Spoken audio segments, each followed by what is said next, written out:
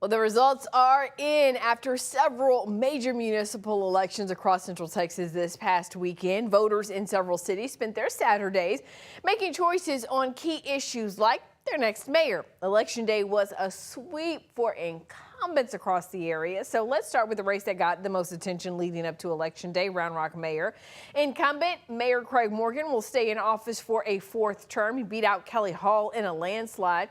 Now, the city clerk did declare Hall ineligible to run, citing residency requirements, basically saying he hasn't lived in Round Rock long enough. But his name still appeared on the ballot, and Hall said he was challenging that decision.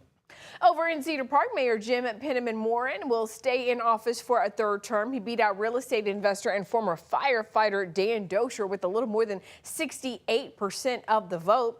In Bastrop, Mayor Ishmael Harris will now serve his first full term in office. Voters elected him in a runoff last year after the city's former mayor, Lyle Nelson, resigned.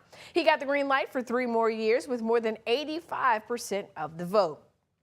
Bee Cave Mayor Kara King is stepping into a fourth term, finishing her race against Elena Fowler with 70% of the vote.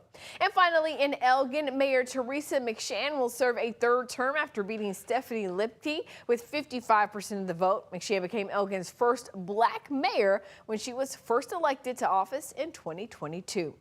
Now, several school board seats were on the ballot for districts across Central Texas, and in Lake Travis ISD, the board will welcome some political newcomers and say goodbye to incumbents. Rob Aird will soon be off the Lake Travis ISD Board of Trustees after 1 term. Tiffany Bennett, who's a parent in the district, will take his seat. She won with nearly 54% of the vote. Keely Cano is also on her way out after 1 term. The Lake Travis ISD grad lost to district parent and Bee Cave Elementary School PTO president Natalie Nugent, who won with more than 54% of the vote. Remember, you can find results for all of the elections on our website. Just head to KVUE.com/elections, and please do not forget the primary runoff elections are also coming up there on May 26th.